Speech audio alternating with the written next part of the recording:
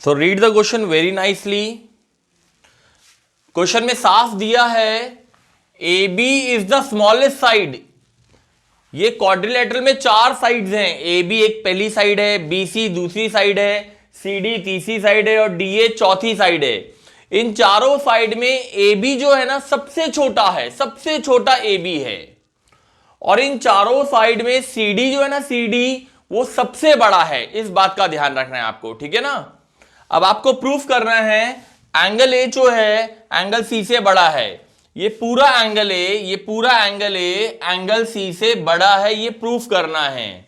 तो देखो दिमाग लगाओ कैसे प्रूफ करेंगे कि एंगल ए एंगल सी से बड़ा है। दिमाग लगाओ, मैं समझाता हूं कैसे हम लोग प्रूफ करेंगे कि ए जो है सी से बड़ा है, ठीक है।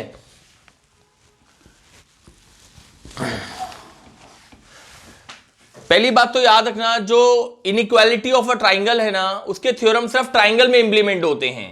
यहां ट्राइंगल तो है ही नहीं, तो मैं क्या करूंगा, एक ट्राइंगल बनाऊंगा, उसके लिए मैं डायगोनल एसी को ज्वाइंट करूंगा, मैं डायगोनल एसी को ज्वाइंट करूंगा, ठीक है। तो सब बच्चे कंस्ट्रक्शन लिख लो, joint diagonal AC, joint diagonal AC, ठीक है। तो ज्वाइंट कर लो एसी को।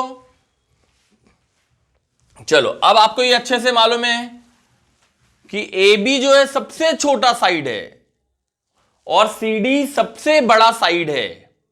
मैं फॉर एग्जाम्पल आपके लिए, एग्जाम्पल के लिए लिख दे रहा हूं। मैं इसको ना 2 सेंटीमीटर मान ले रहा हूं, 2 सेंटीमीटर, और इसको मान ले रहा हूं 9 सेंटीमीटर, इसको मान ले रहा हूं 4 सेंटीमीटर, इसको मान ले रहा हूं 5 सेंटीमीटर। ये मैंने अपनी मर्जी से लिखा है क्योंकि मुझे बोला गया था ए बी सबसे छोटा है, तो मैंने एक ऐसा फिगर लिखा जिसमें साफ दिख रहा है कि ए बी सबसे छोटा है और 9 सबसे बड़ा है। ये क्वेश्चन में दिया था C D is the longest side, तो मैंने इसको 9 मान लिया। अब इस डायग्राम में साफ दिख रहा है कि ए बी सबसे छोटा है और सी डी सबसे बड़ा है, ठीक है। आपको समझाने के लिए मैंने ऐसी वैल्यूज लिख दी हैं। चलो जॉइंट डायगोनल एसी, इसका नाम एक्स दे दो, इसका नाम वाई दे दो, इसका नाम m दे दो, इसका नाम n दे दो, ठीक है। अब देखो मैं आपको क्या समझाना चाह रहा हूं, इन ट्राइंगल एबीसी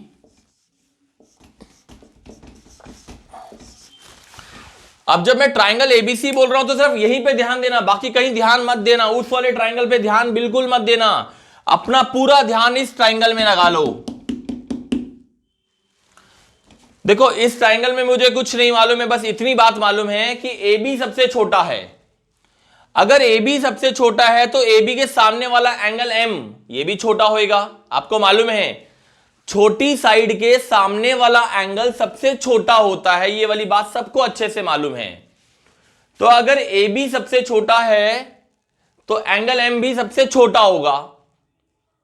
अगर एंगल एम छोटा है यानी एक्स बड़ा है, एक्स और एम में एम छोटा है, एक्स और एम में एम छोटा है तो एक्स बड़ा होगा। तो आप ऐसा लिखेंगे in triangle ABC X is greater than M. इसका नाम आप इक्वेशन नंबर 1 दे देंगे, because A B is the smallest side, A B is the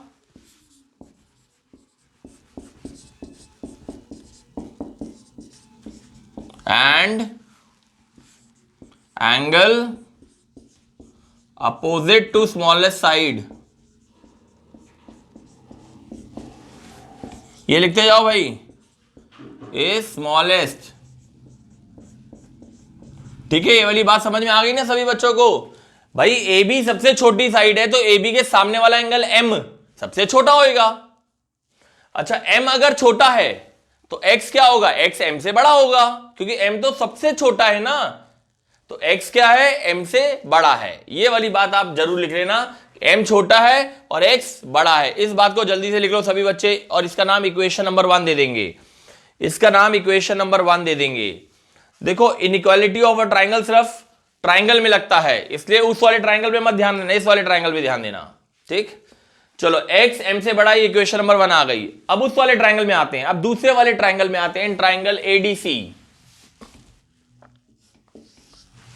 अब मैं दूसरे वाले ट्राइंगल की बात कर रहा हूं भाई, दूसरे वाले ट्राइंगल की बात। ये इक्वेशन नंबर 1 हो गई। अब सब बच्चे अपना पूरा ध्यान इस ट्राइंगल में देंगे, इस वाले ट्राइंगल में। इस वाले ट्राइंगल में मुझे कुछ पता हो ना हो, लेकिन इतने एक बात मालूम है कि CD सबसे बड़ी साइड है, CD सबसे बड़ी साइड है।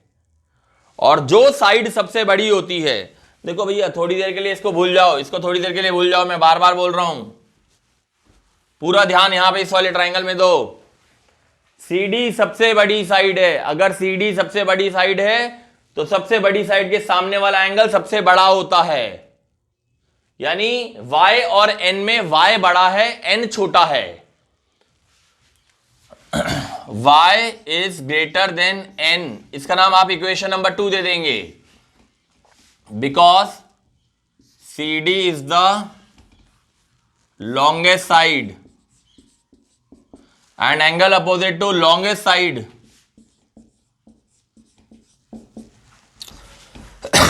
Is greater. तो ये वाली बात भी आपको समझ में आ गई कि y जो है n से बड़ा है, y n से बड़ा है, क्योंकि ये वाली साइड सबसे बड़ी है, ये वाली साइड सबसे बड़ी है, तो उसके सामने वाला एंगल भी सबसे बड़ा होगा। तो ये यहां पे ये हमें समझ में आ गया कि इस ट्रायंगल में y जो है n से बड़ा है। इसका नाम इक्वेशन नंबर 2 दिया था अपन ने।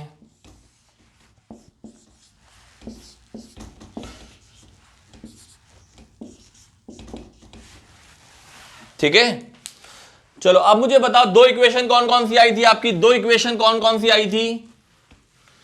पहली इक्वेशन सबको याद है क्या आई थी? पहली इक्वेशन में मैंने प्रूफ किया था कि x जो है वो बड़ा है m से, और दूसरी इक्वेशन में y जो है वो n से बड़ा है। ये हमारी फर्स्ट इक्वेशन थी और ये हमारी सेकेंड इक्वेशन थी। अब मैं दोनों इक्वेशन को ऐड कर दूंगा, ऐड बोथ द इक्वेशन। जब हम दो इक्वेशन को ऐड करते हैं तो लेफ्ट लेफ्ट से ऐड होता है और राइट राइट से ऐड होता है। तो x y के साथ ऐड हो जाएगा और m जो है n के साथ ऐड हो जाएगा। अच्छा, ये उससे बड़ा था, ये उससे बड़ा था, जब ये दोनों ऐड होंगे तो डेफिनेटली उससे बड़े ही रहेंगे, बड़े ही रहेंगे भाई। ठीक है, चलो अब डायग्राम में देखो x प्लस वाई का मतलब क्या होता है। ये x है और ये y है। x प्लस वाई का मतलब क्या होता है?